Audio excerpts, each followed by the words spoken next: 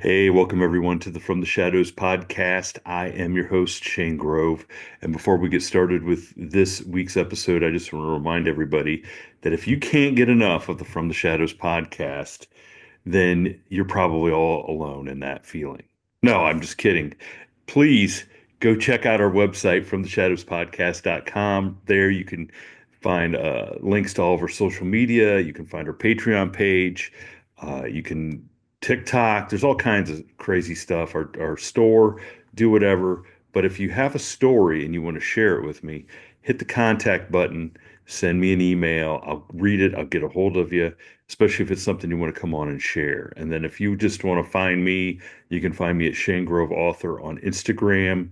Send me a message, or you can send us a message to our Facebook pages, the From the Shadows podcast page or the After the Shadows forum page. So, with that being said, I would like to introduce this week's guests, and that is plural.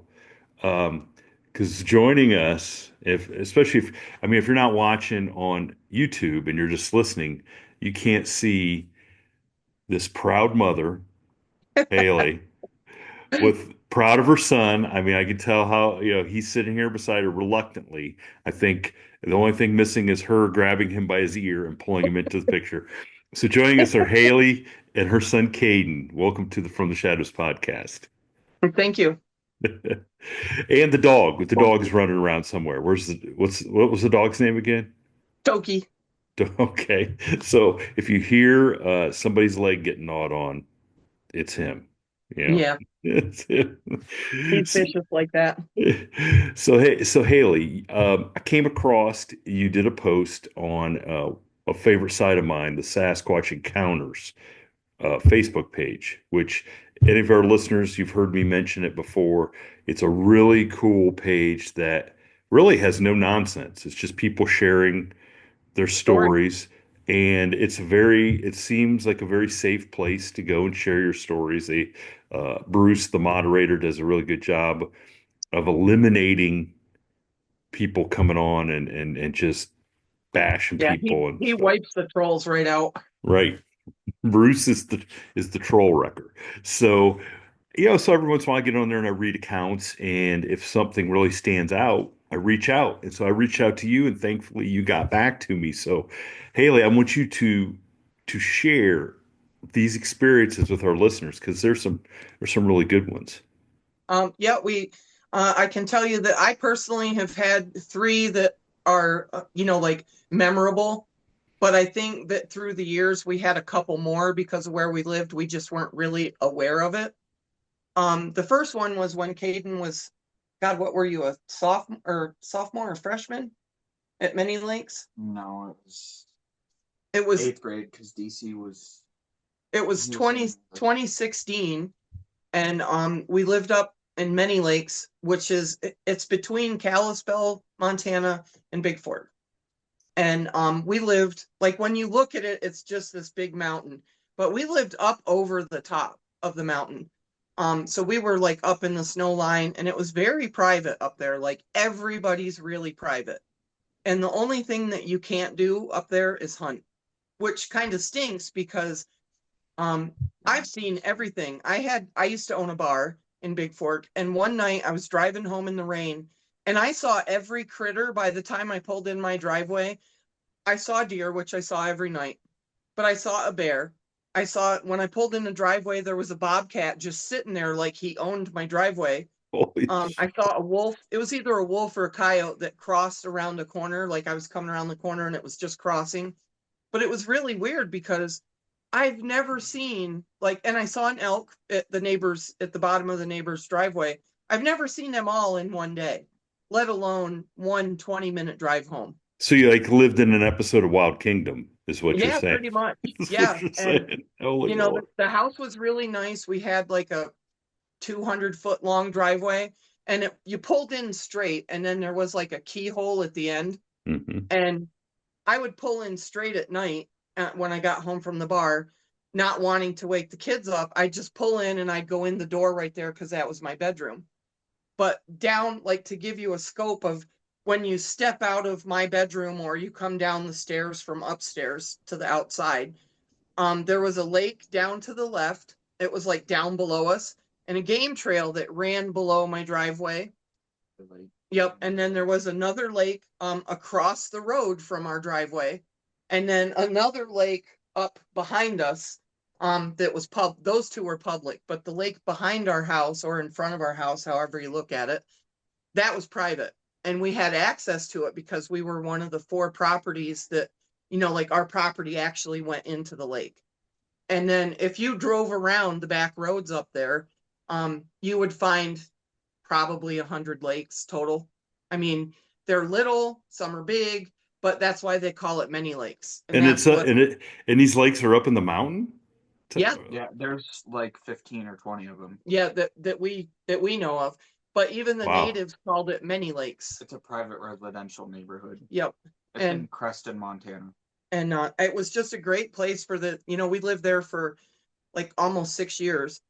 And like we loved it up there. It was just so quiet and so private. Neighbors never you couldn't see a neighbor's house from our house. It was awesome. And it was April of 2016.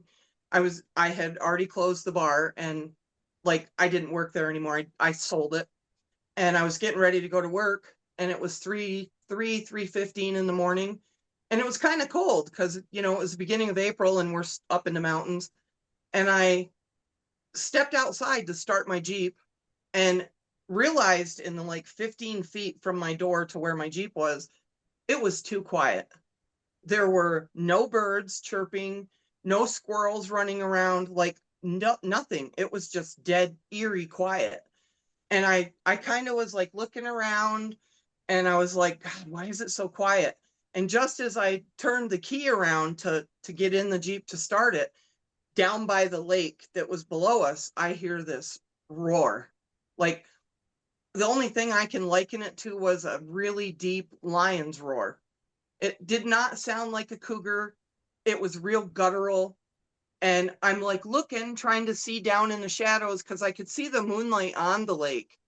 And that gave me view of some of the edge of it, but I couldn't see like between me and it. And I'm like looking, trying to tell, and I hear a noise down at the end of the driveway the other way. And it turns into like a reply to that really loud growl / roar, but it wasn't as deep. And that's when like I moved, and I know that my feet caught there was wood or something right there. My foot made a noise, and I heard it because I thought it was coming straight at me. And I heard it, and then I heard it step in and break some sticks, and I'm like, damn it, whatever that is, it's on the game trail. And then the first one made noise again, but it wasn't the same kind of growl. It was kind of like it was scolding someone, like being impatient. And then I hear the other one running below me, and it was definitely bipedal. Like it was not a freaking bear. It wasn't a wolf or a cat. It sounded like a giant human. And I kind of stepped closer to the Jeep to look over it and look down the bank, and I couldn't see anything. And then I hear that one make a noise. I don't know. I kind of thought it stubbed its toe or something. Like that was what hit my, like that kind of noise. And then I hear splashing in the water, and I can see the water moving, but I couldn't see that far, like that far edge of the lake. And I was like, what the hell? And so I jump in the Jeep real quick. I start it up. I run in the house. I finish curling my hair, and it's time for me to go to work. And I shut my lights off and stuff. Kids were upstairs sleeping, and I go out and I'm backing the Jeep. Like, say this is the house and this is the Jeep. And as I break the edge of the house, like the back of my Jeep breaks the edge, I start getting pelted with pine cones for about 25 feet. And I mean, they were hitting me so fast. It was like somebody was up there with a snowball machine throwing pine cones in it. It was just pew, pew, pew, pew, pew, pew, just hitting me. And I didn't stop, but I went really slow, and I was like looking up, trying to see. And whatever it was up just enough in the darkness between 3 trees that I didn't have a good line of sight to. And so I just kept backing up, and then I was like, damn, this ought to be interesting. thinking that it would be there tonight or tomorrow or something. And 2:30 rolls around. I'm off work. I go pick him up from school. And as we're driving home, I tell him, I'm like, I think there was 2 Bigfoot outside the house last night. And he gets this deer in the headlights look, like, I mean, totally, eyes got huge, pursed his lips. And I'm like, what's that look for? And he goes, I thought I was crazy. He goes, but I hear weird noises outside all the time. And I was like, no way. I wouldn't go riding my dirt bike at certain times of the day. Yeah, he wouldn't ride his dirt bike at certain times of the day because he said that it's just too creepy. That, I mean, and that was the words of a kid.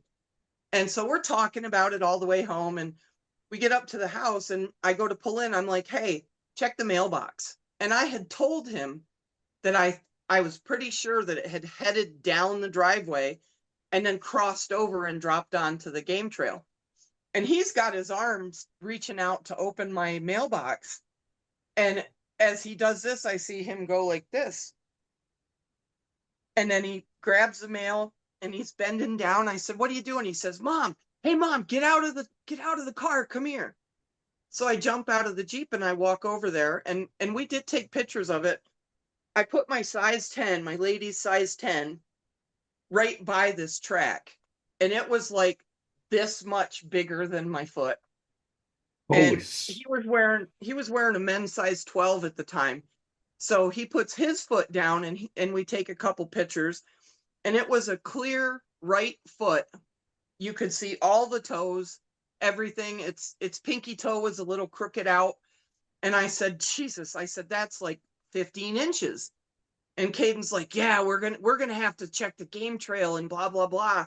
And we pull into the house, and we get the tape measure and we go back and he measures it, and it was just slightly under, it was like a quarter of an inch under 15 inches.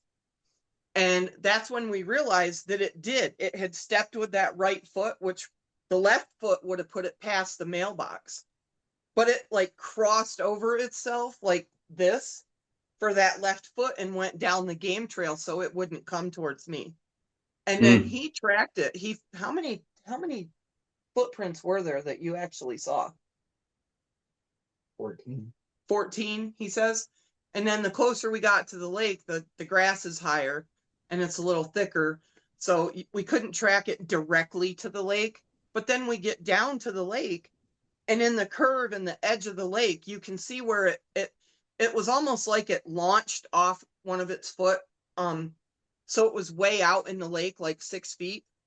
So he walked out there in his sneakers, and there were footprints, 2 different sizes. One was really big and one was the one that we caught at the end of the driveway. And you could see where they had walked in the water and then just walked out and walked away. And I think what they did is that they stepped out of the lake on that south side and then walked all the way around to the north to attack me with the pine cones. But I called what the hell were they called? Is it Montana Bigfoot Society? Yes, the Montana Bigfoot Society. I got a hold of them through Facebook and got their phone number. And I called them and I texted the guy the pictures, and he's like, yeah, this looks legit, blah, blah, blah, blah, blah. And then we never heard from him. And like, I didn't really have any big incidents like that again. We heard some weird stuff up there. But in August of that same year, him and my then husband were fixing his sister's Dodge truck. They had to replace the front end. I think you're forgetting about the night that your car alarm went off and Danny was living with us. Oh, I did forget about that. You're going to have to tell that one.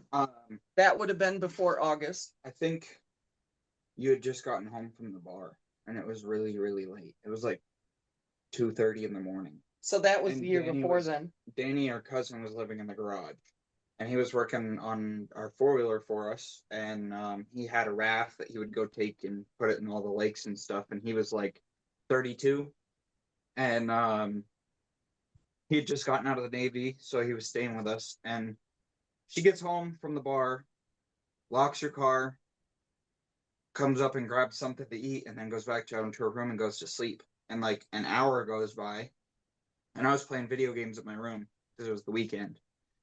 And all of a sudden I hear her car alarm going off, and Danny wakes up, and my mom wakes up, and Darian wakes up, and they all walked outside. And you could just see like a pile of pine cones next to my mom's car, and there were footprints all throughout the Yeah, driveway. I forgot but about that. all you could see was the heel indentations. Yeah, You that couldn't was see any toes. that was like June of 2015, so that was almost a year before. And Danny got on the four-wheeler and took off down the driveway and was going down the trails that you Yep. could access with a four-wheeler. And he was looking all over the place, and he I think he took his tranquilizer gun with him or something. Yeah, he did. He took the tranquilizer gun. And he thought it was some big bear or something, and he had tranquilizer darts for We don't know why. I don't know what the hell. We don't know why. That was going to be my next question, but go ahead. You already answered. He had I had no idea why he had it. He had it after he bought it when he left the Navy, and he bought a bunch of random stuff like guns, all sorts of crap. And he took I'm a just gonna tranquilizer gun, like, I'm gonna point out that just a regular private citizen owner tranquilizer guns, not a random thing. There was something. There was something else going Well, on. he was a city boy from California, and we are like out in the sticks. He went crazy because we didn't have a Starbucks. So he bought a didn't have tranquilizer. So he bought a tranquilizer gun. But Caden's right, he did buy all this weird, like, you know, we had a kayak and a paddle boat, and he bought all this weird camping stuff. We had camping stuff, but we're Montanans, and you know, you just go camp. You don't have to have all this fancy crap. Well, he didn't buy, like, because he was from California. He didn't buy a gun until like right before he left. A year of him being there, and then he bought another one from us. So he bought two right before he left.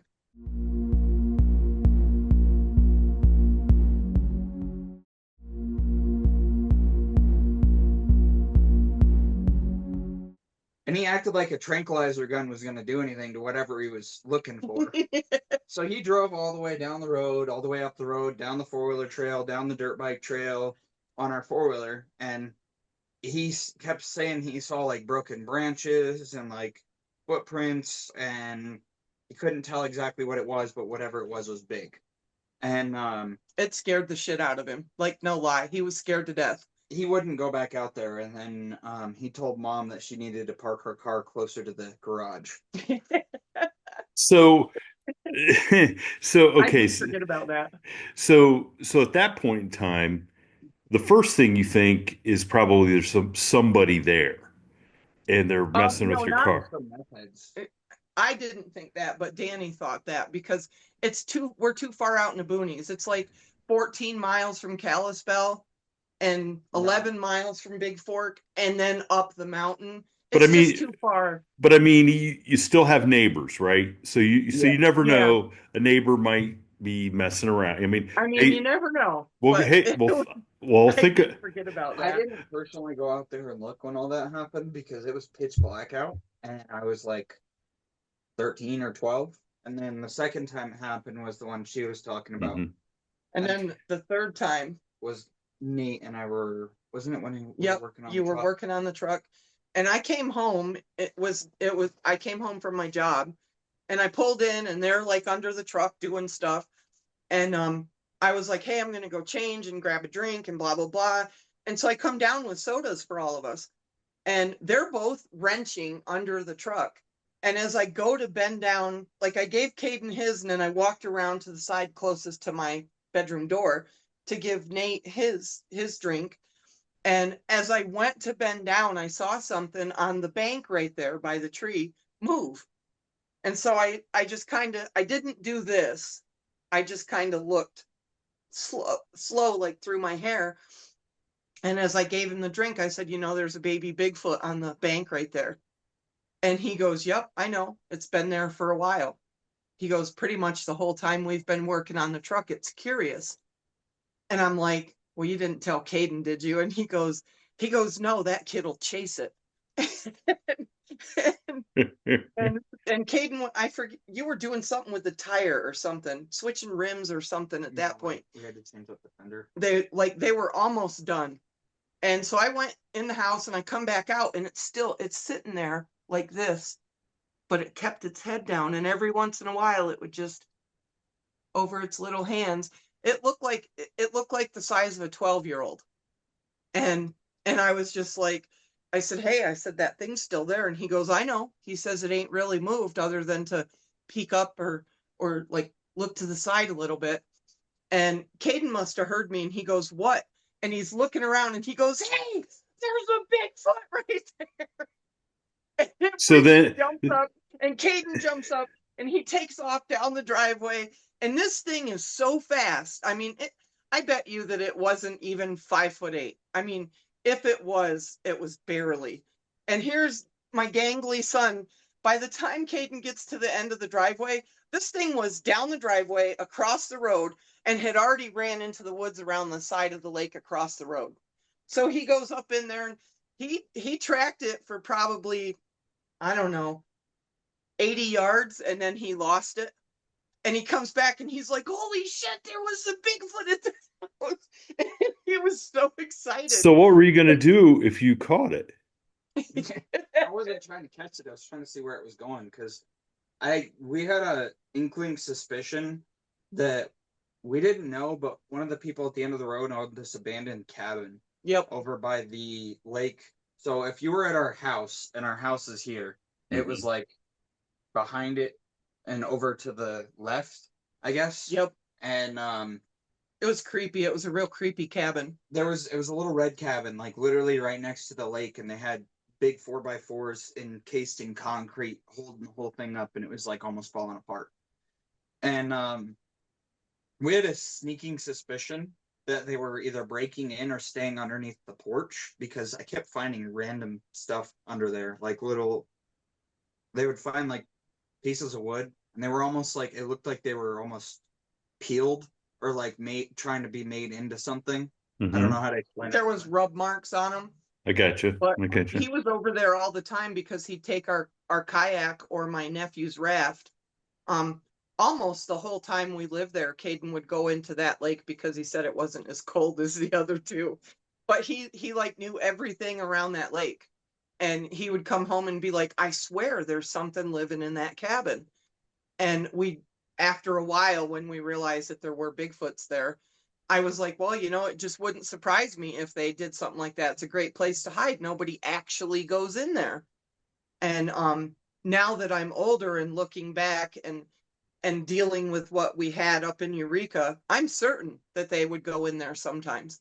Or maybe they would lay under there. I'm 100% certain of it. The So, deck was huge. It was like the whole length of the cabin, and it was like 6 or 8 feet out, and to the bottom of the porch was oh, 8 okay. feet tall. So, So it's like, a if they were tall enough, they just have to duck. so it's a natural kind of like lean-to shelter sort of thing. Yeah, like, So yep. so Haley, I want to ask you something. So you're living in this area with all this wildlife. You told me, you saw all this stuff. W- So why did you immediately think it was a Bigfoot? Had you had stuff happen before, or did you know that there was stuff in the Um, area? We're reporting a bunch of the neighbors had reported some a little bit, but we hunt. My whole family, we're all hunters. And, I'm sorry, a bear doesn't walk on 2 feet like what I saw, and they don't have arms that are below their knees. They got their legs are shorter, and then the way that their groin area, it's more rounded. This was more like giant people, like the one, it was a kid size, so I know it was an adolescent, you know, but that wasn't a bear that I saw. And I've never seen a wolf ever in my life walk on its hind feet for Mhm. that long. Um, Well, if Cougars you don't did, really like people. if There's you just no other explanation. if you did see a wolf run on its hind legs like that, it might be a dog man. A Just dog man. just keeping just keep, Yep. but certainly even if whatever it was is peeking its head up and a bear cub isn't going to run that fast even on four legs, is it? No, no. Like, And smoked me. Like it yeah, literally took off. he Um, was the if fastest kid in his school. second, well, second, yes. listen, nobody's fact checking. So you can say you're the fastest But kid. Okay. so we had that lake over here, and then the lake over here, and then the lake behind the house to the left. If you're looking that way, and it took off towards the middle lake. And that road that went out there, before they started building a house out there, there was nothing out there on that lake other than there were neighbors up way up the hill that was like straight cliff. So you had a lake that was perfectly circular, and one side was like a straight cliff. And you had to drive all the way to the other side of many lakes to get access to that that other side of the lake. You had to drive all the way back to the other side to get access to the lake from the neighbor's side. There was nothing connecting. So that cabin to that other lake was off to the right. And that road went way back in there, and it was just a huge turnaround point. And then they started putting in no trespassing signs and all sorts of just crazy stuff because they were assuming it was us, but I didn't go back there on their road often enough because I saw orange markers on the trees. So I knew what that meant. Like, it's private property, don't go there. Mm-hmm. So they kept finding weird shit on their property, I guess, excuse my language. But they kept finding like broken branches and like trails trampled down, and they said that something was running off the wildlife that they had near their property. Yep, they found a dead turkey that was mostly eaten. It wasn't completely eaten, but it had been set up on a branch in a tree with its legs hanging down like this. But it was like 14 foot up in the tree, and it wasn't a big enough tree, and there were no claw marks for it to be a cougar. And wolves don't climb trees, and that's too small of a tree for a bear. And so they accused us and the other neighbors. Yeah, I've always believed in Bigfoot. I had just never had any experiences, and never seen one. And what was really weird is that when I got pine coned in March, I had 3 girlfriends, one that lived about 8 miles away, and then one that lived about 16 miles away, and then another girlfriend who went into Glacier Park with her husband. He's a professional photographer, and they all had incidents within 24 hours of mine, and they all swore that they were Bigfoot. And I took a map out, and then I was like, okay, so Jen lives here and Amy lives here, and this is where they went into the park, and it was all within 20 miles of my house. And I was like, well, I've read that they can go up to X amount of miles a day. They travel, they don't always stay in one area. And I know that for a fact now. But the fact that 5 other people had incidents within 24 hours of mine, I was just like, I'm 100% sure that this is Bigfoot.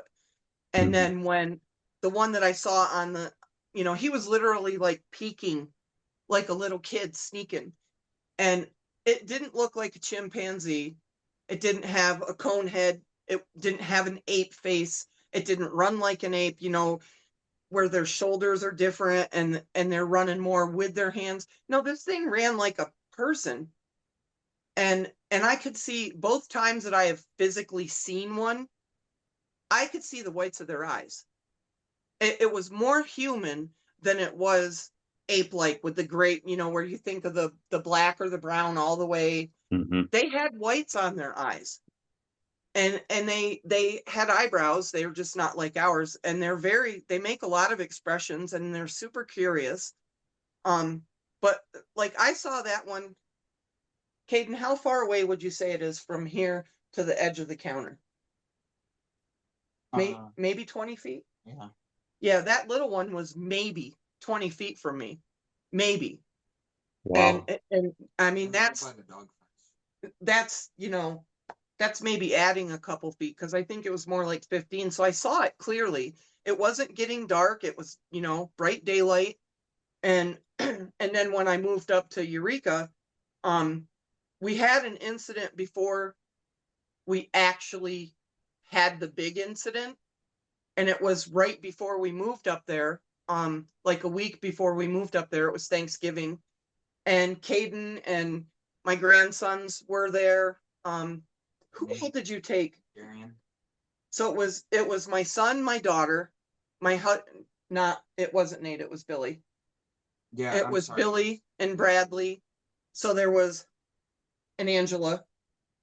There were 7 adults and 3 kids, and we all went up on the property and we were showing them around. This is where the house is, blah blah blah, and this is the barn. You, Bradley, and Angela went to the house. Right. Because you guys we went straight to the house, and they like walked around. We went to the greenhouse. And they heard something. It scared Kaden. Like Kaden was literally like, "We got to get out of here."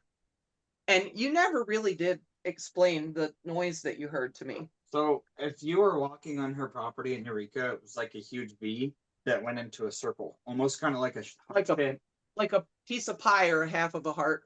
Like, yeah, half of a heart. So on this side of the property, there was a little greenhouse that we didn't know was separate property, because I guess the old homeowner and the owner of the greenhouse, they used to be friends, so they just didn't care, and they never put property line in other than for the Canadian border, because her house, like, you could literally cross the fence behind her house and you were in Canada. Jeez. Okay. So we're walking up the left side of the property, and my mom, my wife, and Bradley, and we're going to the house. And they went to the house, and they couldn't hear it, I guess, because they were inside the house. But they heard a noise, but they couldn't make out what it was because it's insulated in that house. The greenhouse was made of tin, and it was made out of like a metal structure, and it was more of like a hunting cabin with no power going to it. No Okay. power, no plumbing, no nothing. That's a good way to explain it. And we were looking for elk tracks because my mom and her ex-boyfriend Billy were they pulled on the property one day and saw elk, and they couldn't figure out where they were migrating from. So we were trying to figure out where the tracks were coming from, because we knew they were coming from Canada. But we go up the left side of the property. I had all three of my nephews with me, and Billy, and my sister Darian, and we were exploring the inside of that house, and Darian's like, "I don't know if we should be in here. This looks like somebody else's house." And it was unlocked. It was trashed. Like, there was nothing in there. And apparently at one point there was like squatters that lived in there. So we're walking outside to go back towards the main house, and all of a sudden, as soon as we walked outside, you just hear this, like, almost like a howl, but it had a completely different tone. Like, it was like almost like a warning, like, you're in my area. Mm. You need to get the hell out, pretty much. Yeah, and it felt dead silent. It felt dead silent. They came running up to us, and they were like, "We need to get the hell out of here." And for the year-wise, this was in Eureka, Montana, right at the border, the week of Thanksgiving of 2019. No, it was 2020. 2020. Yeah. 2020. And yeah, it was 2020. And they were scared to death. And then the next time we went up to the property, Billy and Bradley and I were moving our stuff up there, and the kids had, he'd gone back to the Air Force and whatnot. And so it was just the three of us and 3 dogs and a cat. Oh no, we didn't have the cat yet. But and then I brought my horses right up, and I remember telling Billy, "Did you notice how it gets real quiet up here sometimes?" And he was like, "I guess I'm not used to living in the country, so it's all quiet." And we were busy every day fixing stuff in the house so that it was livable, so we didn't totally pay attention. And then Kaden came home to visit for his 21st birthday in February. That's why I know this date. Bonfire. Yeah, we were going to have a bonfire, but it was absolutely frigid out, like really cold. And we decided that we were just going to eat and stay in the house. And he had been gone most of the day, so he came home and we were eating. And earlier, like when he first got home, I had them swap my dryers, like an old one for a new one. So the old dryer they had put on the patio, and the patio was like a U, like square, but missing one side. And so the sliding glass door was in the bottom of the U.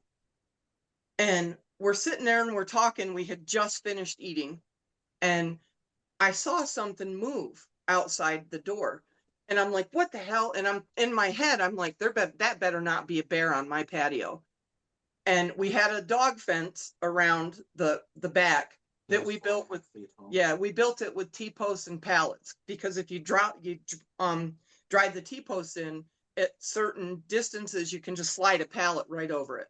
So it's a quick, easy fence. So we had put that up just to contain the dogs until spring. And I'm thinking, what the hell climbed over my freaking fence? And I'm like, what is that? And I jump up and he jumps up. And Angela, his wife, she kind of looks and she's like, and our roommate was like, he just like ignored us.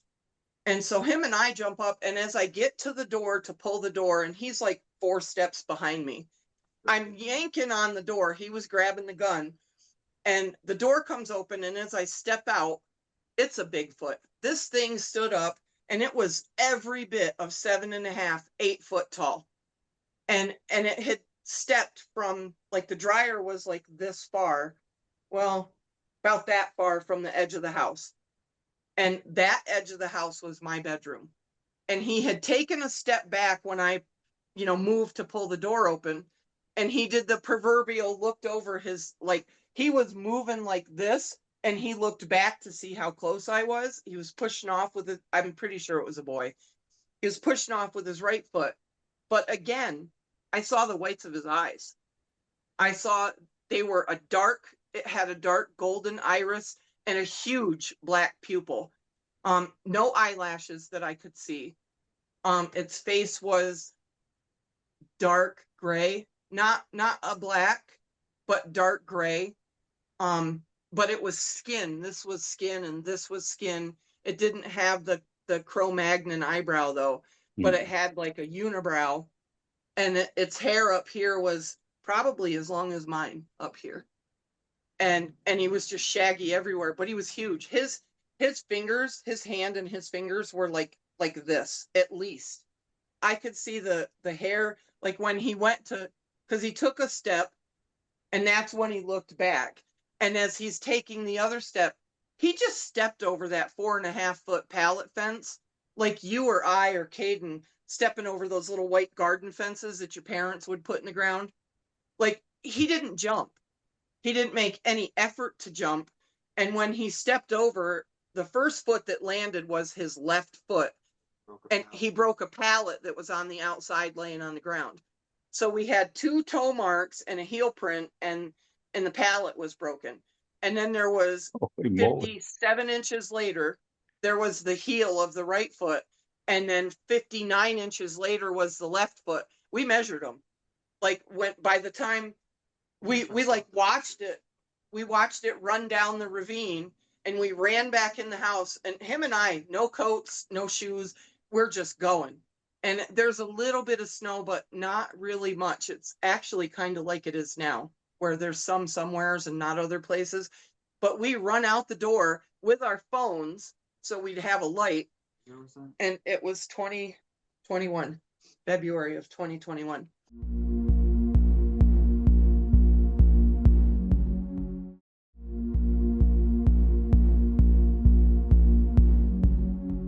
We get out there and I'm like, look at that. It broke a pallet. And he's like, holy shit, that's a Bigfoot. And I'm like, no kidding. I thought he was like joshing, but he just meant that's a big foot. Yeah. And I said, it's running down in the ravine. And I said, and it's either going to go north or south, and it's going to come back around and flank us and watch what we're doing. And I'm like, they're very intelligent. I knew what it was as soon as I seen it.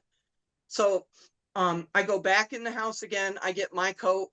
I make a quick post on Facebook on the Eureka community page. Hey, I just had something really weird happen up at our house, and either there's an 8-foot hairy guy running around my backyard, or we've got a Bigfoot. And out the door I go, and we're out there probably 40 minutes looking around, and we only had those 5 or 6 tracks, and that was it. And so we go back in the house, and we're all pumped up, and Bradley was scared to death. He's also a Californian. He went to his room and just hid. His wife, Angela, I kind of think she was scared to death. She just did not know what to do. And Billy, even being in his, late 30s, he didn't know how to react. And so he was just like a nervous wreck. And Kaden and I were really the only ones with our heads on. And we're sitting down and we're drinking Pepsi and we're just like, that was so cool, blah, blah, blah, blah. And we're just thinking, awesome. And I checked my Facebook post and there was 86 replies and none of them were making fun of me. Not one. It was, well, what'd you expect? You live on the Canadian border. And like Kaden said, my northern fence line was the 89th parallel. Like you stepped over the fence and you're in that like 100 yards of no man's land. And if you take more than 10 steps, they're going to come from the Border Patrol office. I mean, they'll be up there in 5 minutes with four-wheelers or horses or whatever they're, they feel like riding that day and be like, why the hell are you across the border? What are you doing? I mean, they're hot on it. And so I was sure that it was not a person in a suit. But all these people are like texting me on Facebook and telling me this is real, you got to document this, blah, blah, blah. Well, my old neighbor, Mr. Christensen, who lived right next door, and by old, I mean, yes, we can show him those. Mr. Christensen called and he said, or texted, and he said, honey, this ain't nothing new. I'm 86 years old and this has been going on my whole life up here. They come and they go. He said, you just got to let them do their thing. They won't hurt you. The lady that lived behind me until they're in your Canada, till they're in your backyard peeking in the window. Yeah. So this was the pallet that got broken. Okay, so he almost stepped all the way across it. Holy smokes. Yeah. And then you can see almost the foot indentation. Where's your camera? Yeah, right there. Okay. Yeah. Okay. I can see two indentions for sure. And then trying to find that. But anyways, we had all four neighbors, including the one in Canada, tell us it's been going on for years and years. That was kind of one of the footprints. You can't really make it out without actually seeing the picture in person, but and I get this message from this guy, and he says, you don't know me, but I'm a professional tracker, and I'd really like to come up. I'm sorry it's late, but the sooner the better. And I was like, no, man, no, just come up. And I give him the address. And I also called the police because the neighbors were like, hey, just in case anything from Border Patrol, you should report this. So I called the police and they were en route. And I talked to this guy and he's like, I'll be up in 20 minutes. And by now it's like time frame, it's like 9 o'clock and it's really dark and really cold. And the cops pull in and we've got an old guy and we've got a really young guy. And they both get out and the old guy gets out, puts his hand on his gun and flicks the clip so it's unclipped and just keeps his hand on his gun. The young guy unclips his gun and says, hey, pulls out his pad. Hey, do you want to tell me what happened? Can you show me? So Kaden and I start showing him everything. And this guy is like into it. He's like, I believe you. He goes, I know they're up here. The old man does this. Clicks the clip on his gun. And he's like, I'll wait for you in the car. And goes and sits in the car. So this young guy, I think his name was Randy, he talks to us and he said, we're probably not going to find anything, but I'm going to go check your barn and that neighbor's green place and see what's down there. And he goes, we'll come back up and let you know we're leaving. And I was like, that's cool. And like 10 minutes later, they come back up the hill and he's like, yeah, there's not even shadows down there tonight. It's too dark. And they leave. And they were probably going out the gate as the guy was coming in. And then he comes in, and that's when we show him all these pictures that Caden's showing you. I took my boot off and put my boot. There we go. I took my boot off and put my boot next to it. If you want, I can have her send you these pictures. Yeah, you'll have to send it to me. Yeah. In this picture, you can see the break in the moss because there was freshly grown moss in the ground, and you can see an indentation in the moss. You can't exactly make out the full print, but the moss is completely pressed into the ground and gone. And my boot was right next to it, and it was like 3 or 4 inches longer than my boot, and I was wearing a men's size 13. Yeah, and when we measured them, they were 15.5 inches long from the very tip of the heel to the top of the big toe. and 5.5, almost 6 inches wide. What we could find was the widest spot. Bobo said he thought it was more like 7, but there's one where you can actually make out the yeah, you toes. can make out the toes. But we took a lot of pictures. But the guy, the tracker guy, You can see it. and I Mhm. can't Yeah. remember the tracker's name. I feel like it was Tim something. He came up, and by then it was like Mom was done. It was 10 o'clock at night now, and we had just been about it for a couple hours. So Kaden and Billy go out with this guy, and they're outside probably 30 minutes. And so now it's 10:30, quarter of 11, and the guy comes in and he says, I couldn't find it. He said, but I can tell you, and this is just what he did. It's not a bear. It's not a cat. Definitely wasn't a wolf. And I'm pretty sure that's not a human. He said, but whatever it was, for as big as I think it was bipedal. It moves really fast, but it can walk soft if it wants to. That's all I can tell you. And I looked at him and I said, so you don't think it's a Bigfoot? I don't know what to think it is. I can't tell you. I don't know that there's such a creature. And he left. And so we got notes all night long on Facebook, but we go to bed at like 12:30. We were just like, wow, I can't believe that happened. And we're getting ready to watch a movie, and all of a sudden we hear this whack, flat-handed whack on the side of my house, not on my bedroom, but like I had that side of the house was like all my room, but it was actually a closet, a dresser room, and then a bedroom. And it was on the dresser room. And then you hear fingernails go all the way down from one side of the house, from the south end of the house to the north end of the house. And me and Kaden, we are like up and in there, and Billy's just like, now what do you think it is? And I'm like, they're messing with us. They just hit the house. They want to see how we're going to react. We're not going to react. And his wife is curled up on the couch, and she's like, this is BS, man. This is BS.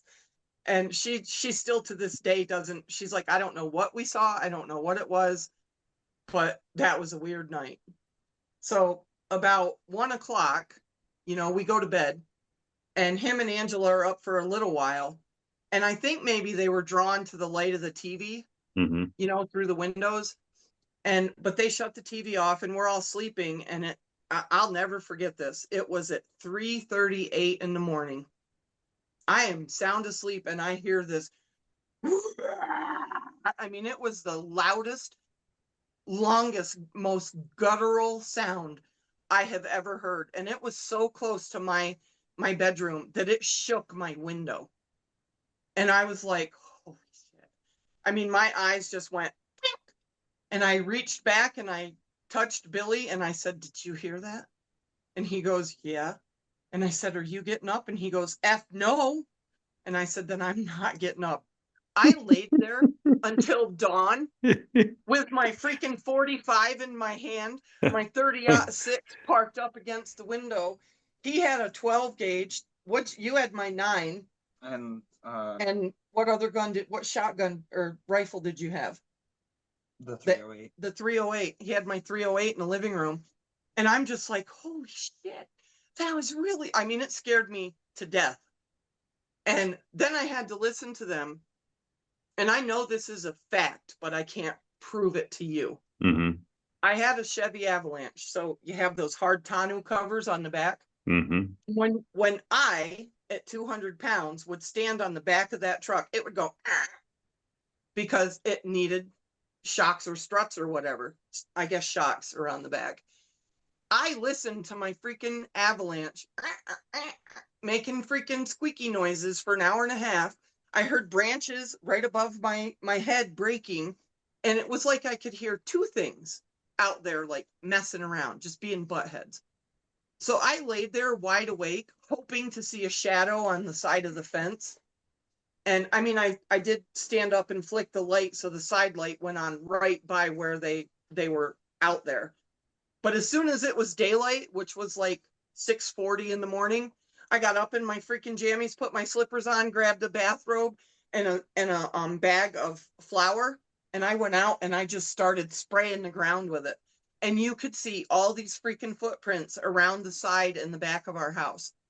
and we saw one half of one footprint on the number 3 section, which is closest to um the tailgate of the truck, but it wasn't a full footprint.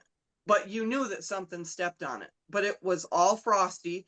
And then he had come out by that point, and I'm looking up, and there was an old pine tree right above my avalanche, and it just decimated the freaking branches that were close above the avalanche.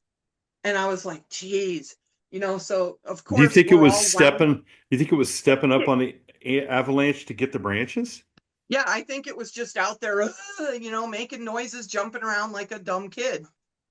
Oh. And so we go in the house and we're just all wired up. And Caden's like, you used all your flour. And I'm like, I don't care. It shows where the prints are. And so then it was daylight. So that's when we started measuring. And it was definitely 2 different animals out there, one with a 15.5-inch print and one with a 13.5-inch print. And we sat around pretty much all day talking about it.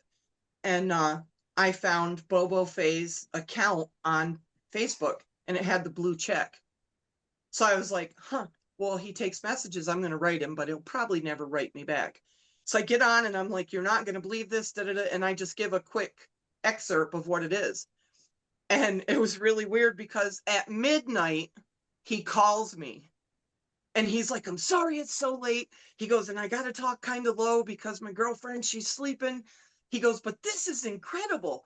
And he's like, tell me the whole story. So I tell him, and he was like, I'm leaving at 6 a.m. from Eureka. He lives in Eureka, California. He said, I'm leaving from Eureka, California to come to Eureka, Montana and say hello to Canada. And I was like, okay. And the border was still closed. So it was kind of just a joke. But, he came late on Monday at like 5, he got there.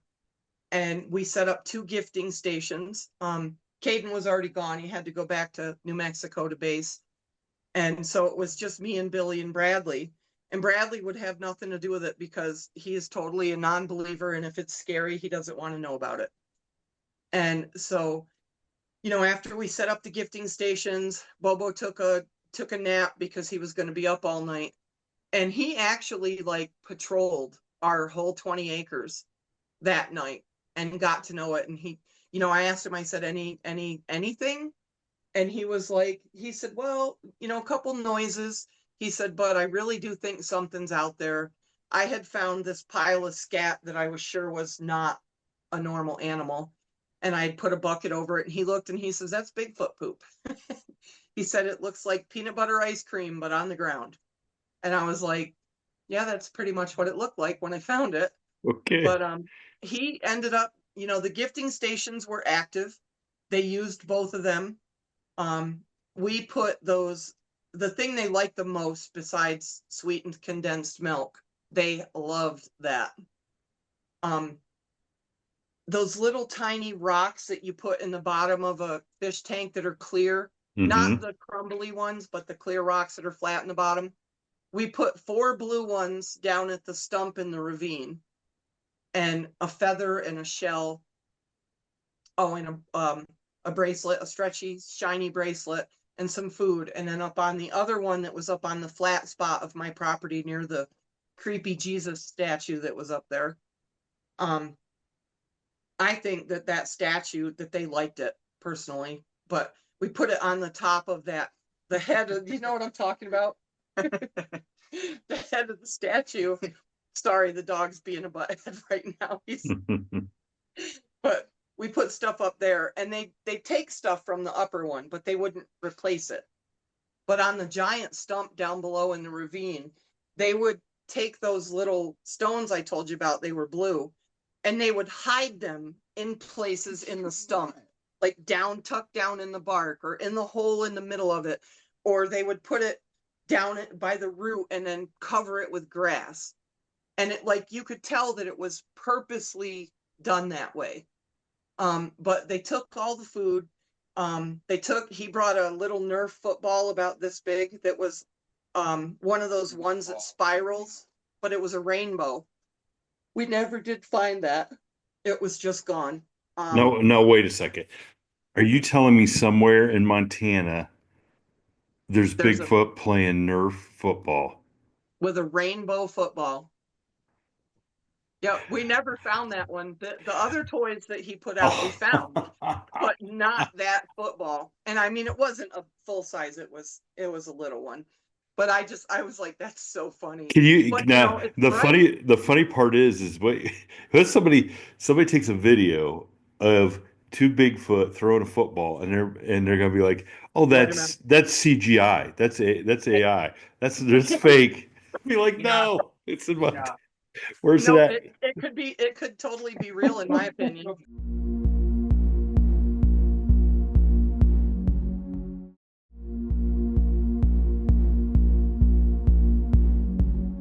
It was really strange. He was on it every day. And the third day he was there, he said, "Can you come walk with me?" Like when I got home from work, and I said, "Yeah, I'll come walk with you." So he stayed there for 3 days, and the third day. Yep. And the third day he asked me to walk with him.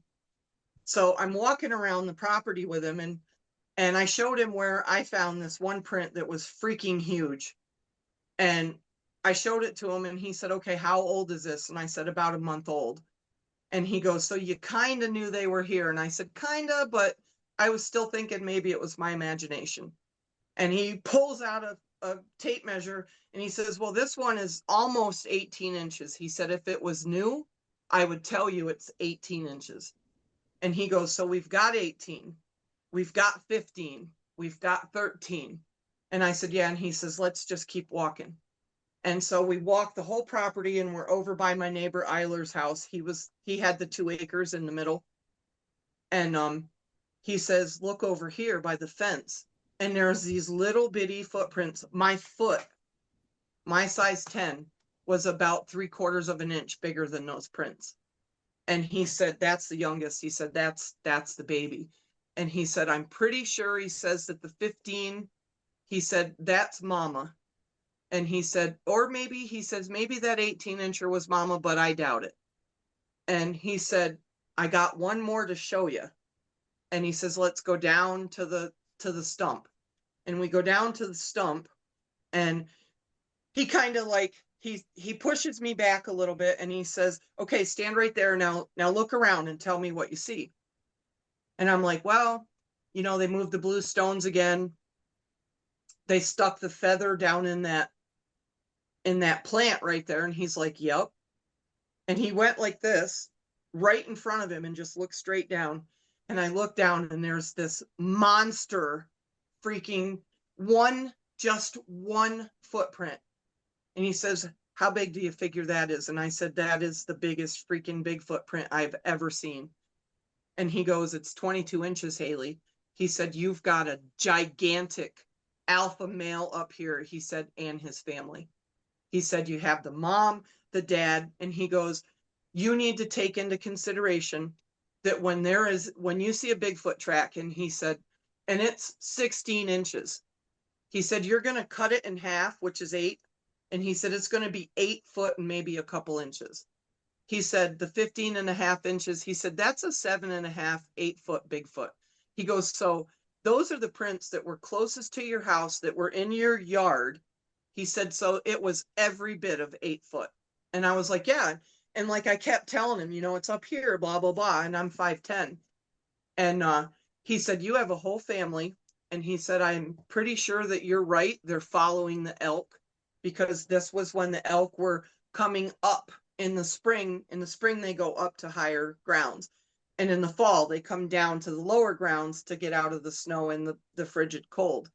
And he said, "I also walked the property. You have 2 elk carcasses." And I said, "Yeah, the one is really old." I said, "I figure that one's 4 to 5 years out there." And he says, "Yeah." He said, "It's bleached." He said, "But the other one," he said, "that's relatively new." He said, "Within the last year." And I said, "Yeah, I figured that one died in maybe September, October." And he goes, "Well, it's cleaned now." He said, "There's no meat left on the bones." He said, "There's a little fur around it." He said, "But you're right. They're following this herd." And he said, "That's why these because I had showed him my comments and my texts. And he said, "That's why everybody here around here knows it, because they've lived here so long, it's just part of living here. And he stayed one more night, stayed the fourth night and left the fifth day. And he was like, just keep doing what you're doing. If you want to keep up the gifting station, they do love, sweets and sweetened condensed milk. He said they'll eat anything you leave out. And so he, And I so did mine. so he's encouraging you to leave stuff out for him, huh? Yeah, yeah. He said that it promotes a friendship. I think the word he used was kinship. It promotes a kinship, and they know that they're okay to be there. And I had a couple other nights, like late afternoons, um, where I felt like something was out there. We all heard bionic bird noises, almost whenever we went outside. But there was one night my horses were acting really weird, and they were in their pens, and it was the back and forth. And my horse was like alert neighing. And so I just kind of stepped out the door and I walked around, and I felt like they were coming from the west. And that was the way the horses were looking, was to the west. And I just stepped out and I said, I have no problem sharing this property with you, but please don't eat my dogs and don't hurt my horses. And my boyfriend was behind me and he's like, that's kind of stupid. I said, no, I think they understand. And I said, they might not speak it, but they get the drift. And, my horses were never hurt and my dogs were never eaten. And I lived up there 4 years. I got COVID later that year and I died, and I spent 6 months in a coma and 2 or 3 months rehabbing to go back. And the boyfriend left while I was sick. The roommate, my sister died of COVID in January, and I left to go to Florida to be with them, even though I could barely walk. And when I came back to a frozen house. They had let my horse loose. Like everything in the house was froze. It was really freaking cold, but I couldn't even pick up a piece of wood. And I had one night, it would have been the second or third week of February. I was alone and it was really cold, not much snow, but I was sitting in the living room and I was like, damn, I really hope that nothing comes and bothers me. And in the middle of the night, I heard on the wall, and I just reached my hand up and hit the wall. And I was like, not tonight. And then after that, I never heard or seen anything more at that point. There was when she was in the hospital and she had COVID, I think it was August of 2020. Me and my friend were driving the property one night because the horses were in their horse pen and they were freaking out because the coyotes were yipping across the border. Oh, yeah. And they were freaking the hell out. And like coyotes were yipping and they kept patrolling the fence. And then one night they came over and tried to get at the horses. So me and my friend got in the truck and we put it in 4-wheel drive and we just drove everywhere we could drive on the property. And we had to fire a couple of shots off to get the coyotes away from the horses.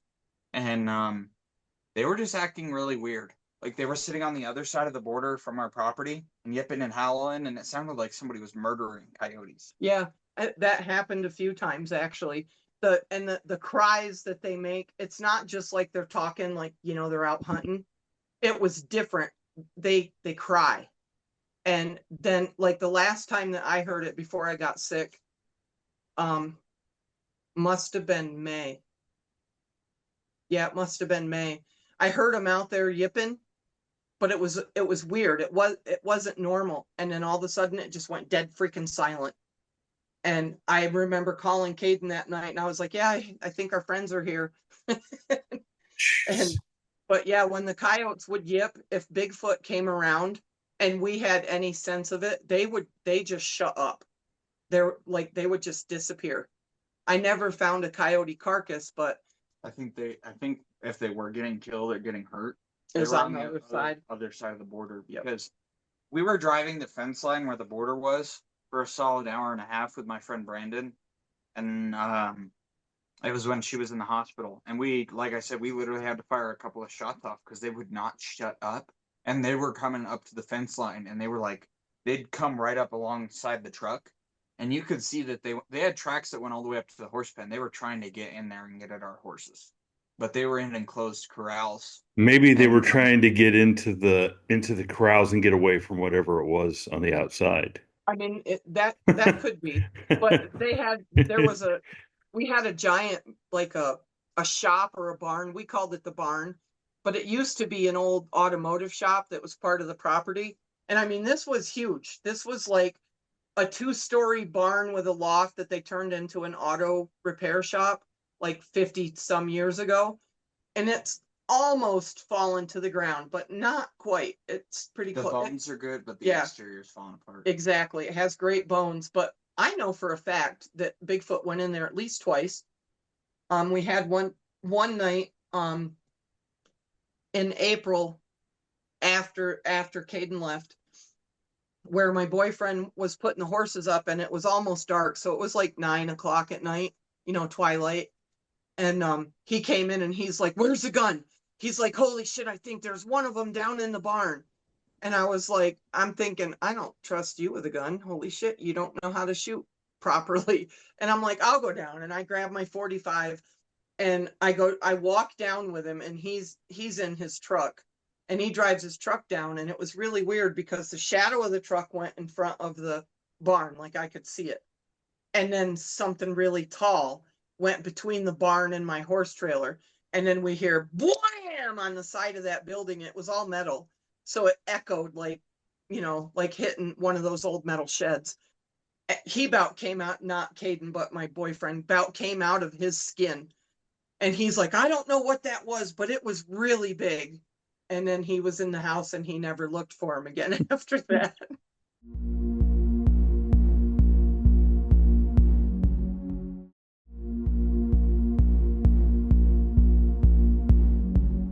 So let me ask you now.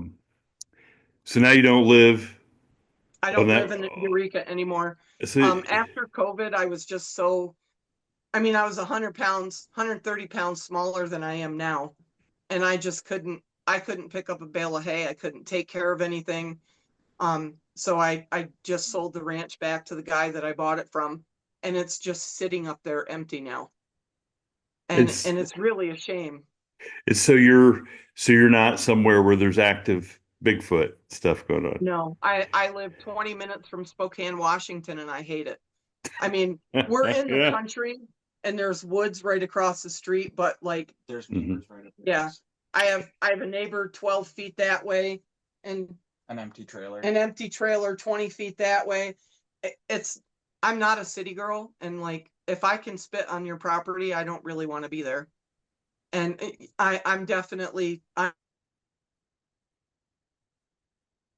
I'm a country girl. I grew up in upstate New York, and my grandpa had like, I don't know, 250,000 acres. He had the largest dairy farm in New York for 56 years. And so I don't need to be in the city. So do I need to you be in the country. so do you miss the action? Like the I Bigfoot do. stuff? I do. I really do.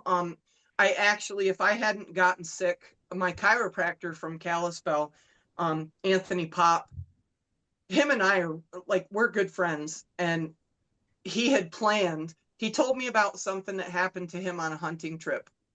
And I am 150% sure that he had a Bigfoot encounter without seeing it.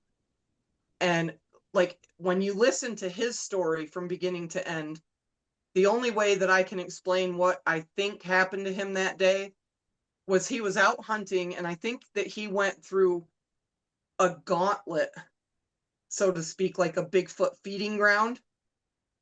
And like, the way he came in from the west, he told me he was in Idaho and he was traveling towards the east to get back to camp, and he had separated from their guide, but he's an outdoorsman, so he was okay with that. They were taking a guy from San Francisco back to camp with his elk. So he was like, go on and go, I'll find my own way and hunt. Well, he was walking with his horse, and he's like, I was really tired. And he said, it was really strange. He said a cow elk nearly ran him over. Like, he had to step aside for this elk to miss him, because he said it was like it was running for its life. And it was looking back and running like this and looking back. And then he made a noise and it seen him and it didn't have time to break around him. So he just stepped back and it went, and he said, I saw the fear in that animal's eyes. Something was chasing it. And I was like, well, what was around? And he said, well, that's the weird thing. He said, Hayley, it was absolutely dead quiet. And he goes, and it stunk. And I was like, okay. And he said, and I stood there for a minute with my horse looking to see if something else was going to come, and it didn't. He said, and the stench kind of passed by. Okay. And he said, but I kept walking. And he said, about 5 minutes from when I started walking, he said, here's this same elk, dead, steam coming off her body. Her head is cranked around to her back and looking up. He said, something broke the neck on that elk. And he said, I think I interrupted it. And I said, well, what do you think it was? And he says, well, I don't know, but the tracks were about that long. And I just kind of was like, I said, well, Doc, I said, I'm pretty sure that you missed seeing a Bigfoot kill that elk. And he wanted to go on a Bigfoot hunt, during elk season back down to that spot in Idaho, but I was in a coma, so I didn't get to go. Wow, that's a pretty incredible story. I'd like to talk to him and hear some more. I can get you his name and number. He's a pretty awesome guy. I'd like to hear more about that. That sounds like a good premise for a movie. Okay, When yeah. he describes the elk, I was just like, that's kind of gross. He goes, yeah, but that's how it was. And I mean, like when you step in this man's office, like in his chiropractic office, there's everything. He's got a lion head. He's got a zebra. He's got a giraffe. So he knows. So he knows his stuff. Yeah, he is hunted around the world, and he's one of the most impeccable hunters I've ever met. I could just sit in a room with him and let him drink a beer and I'll drink an iced tea and listen to his stories forever. But what is really cool is that when you go to his house, he's got a huge house, but he has one room that is dedicated to like dinosaur bones and stuff like that. Oh, really? And then off to the side of it, like he shows us all around the house, and then off to the side of that room is another room, and it's all Bigfoot stuff. He's got casts of the Freeman Bigfoot foot, and he's got 3 or 4 casts from other Bigfoot sightings, and he's got all these articles and stuff, and he is super into it. He's a believer, but it's like I told him, I'm past a believer now. I'm a knower. I know what I saw. And he's like, I want to see one, I want what you have. But that room is just, I walked in and I was like, and he goes, kid in a candy store. See, now you're just teasing. Jeez. Yeah. Well, Hayley, I'm so glad you answered my message and came on and shared your stories, and I'm glad that you got Kaden to sit down with us and share it from his viewpoint for sure. And Yeah, it's so different, especially when you hear it from somebody who's way less than half my age. and me listening to him, I can see the things that he saw that were different, and that's pretty cool. Yeah, it's I think cool. the only thing that really scared me was like when she had that tracker come out. He had a night vision glass when he stayed the night at our house, and he was out there like all night just messing with stuff, and like we were hearing. You're talking about Michael Matt. Yeah. Yeah. He was like he wasn't what was he? He wasn't the tracker, was he? No, he's a Bigfoot enthusiast, and he's got a friend who's seen Bigfoot dozens of times. And like he's super into the hunt for it, and I don't know if he's ever actually seen one, but he's seen a lot of other things. Well, he met Bobo at my house. But yeah, he came up to my house 3 or 4 weekends and just like camped out, and Kaden was there for one of the times when Matt was, God, I always want to call him Matt, when Michael was there. But he's got a lot of stories too. And what's weird is that if you look at a map of Bigfoot sightings, they go right around that northwest corner of Montana. And without sitting here going, oh, there's such and such, I can think of more than a dozen people who have had run-ins with Bigfoots, and they're all around Glacier Park, Kalispell, outside of Whitefish, Eureka, a lot in Libby, more in Troy. And then if you go outside of Troy and you head towards Bull Lake, there's a ton of them in Bull Lake. I mean, there's this guy on YouTube that has recordings of a Bigfoot. And I'm like, I look at it and I'm like, well, where the hell are all of these reports? Because we're all reporting it, but they're not on that map for sightings. But they are everywhere. I mean, if we drive from Big Fork, which is like 20 miles from Kalispell, if we drive from Big Fork over to Eureka and down to Libby, and I can point out more than 20 places where such and such said he saw a Bigfoot down there and this happened and such, but they are not on that Bigfoot report map. And when you have, well, the day that Monday before Bobo got there, he was driving. What's the game warden's name that Darian's good friends with? Is it Corey or Cody?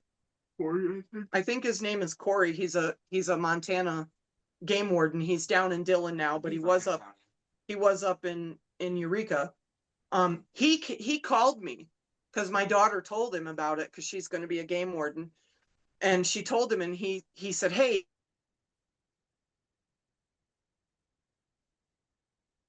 will she mind if I talk to her? And she day after all this happened, and he walked the fence lines with me, and he's like, hey, do you mind if I take this hair, because this doesn't look like elk hair? And he pulled hair off of the fence and put it in a plastic bag, and he was like, I 110% believe you. He goes, I know they're out here. He goes, I have stories that happened to me that I cannot explain other than to say I'm pretty sure it was a Bigfoot.